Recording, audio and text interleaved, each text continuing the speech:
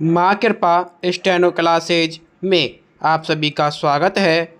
यह dictation legal आधारित है जो कि 5 सेकंड बाद शुरू होने जा रही है।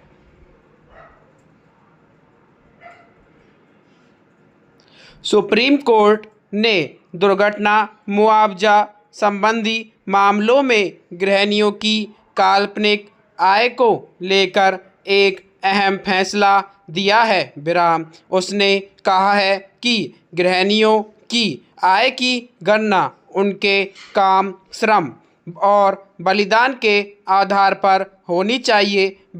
अदालत ने यह भी कहा है कि घर में किसी महिला के काम करने की अहमियत दफ्तर जाने वाले पति की तुलना किसी भी मायने में कम नहीं है। दरअसल शीर्ष अदालत ने साल 2024 में दिल्ली में हुई एक सड़क दुर्घटना में दंपति की मौत के मामले में सुनवाई कर रही थी।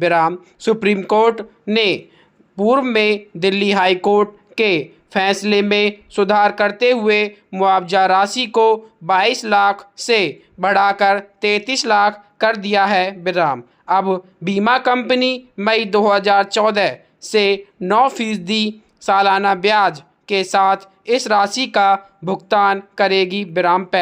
जब सरकार जनसाधारण से संबंधित कोई कार्रवाई कर रही हो, भले ही वह संविदा देने या करने के रूप में हो या अन्य लार्जेस्ट अनुदत्त करने के रूप में, सरकार अपनी मनमानी नहीं कर सकती।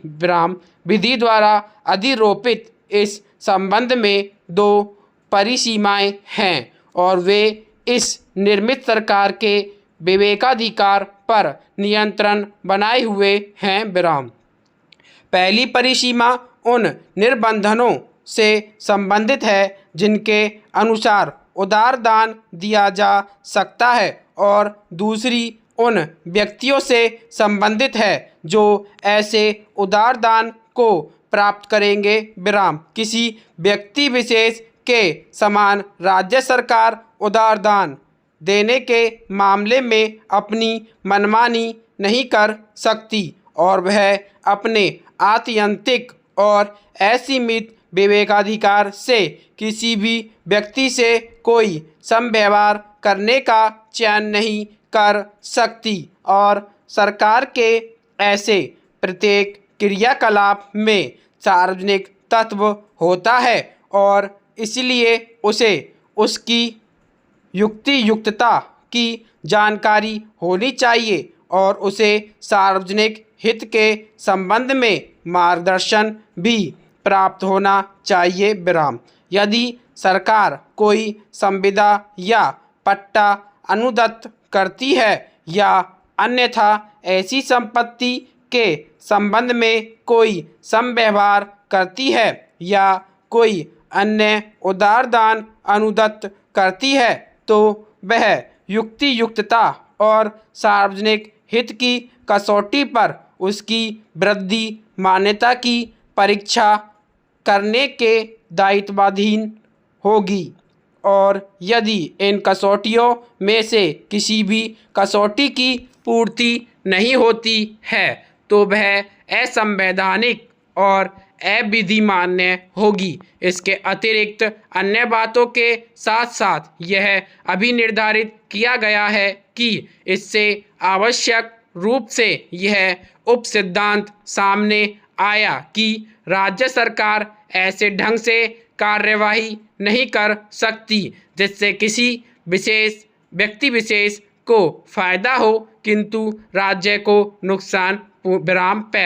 ऐसी कार्यवाही अयुक्तियुक्त और सार्वजनिक हित के प्रतिकूल होगी। अतः सरकार उदाहरणार्थ अधिकत प्रतिफल से कम प्रतिफल पर जो उसके संबंध में प्राप्त किया जा सके संविदा नहीं दे सकती या अपनी संपत्ति को बांट नहीं सकती या पट्टे पर नहीं दे सकती। किंतु ऐसा वह तब कर सकती है जब ऐसे अनेक आधार मौजूद हों और युक्ति युक्तता और सार्वजनिक हित को ध्यान में रखते हुए ऐसा करने को आवश्यक बना दे। ऐसे आधार प्राप्त हो सकते हैं कि किसी निर्देशात्मक सिद्धांत को बढ़ावा देना हो या उसे क्रियान्वित करना हो, या यह कि संवाद या संपत्ति राजस्व आपूर्ति करने की दृष्टि से न दी गई हो। विराम समाप्त। डिक्टेशन अच्छी लगे तो चैनल को लाइक और सब्सक्राइब जरूर करें। धन्यवाद।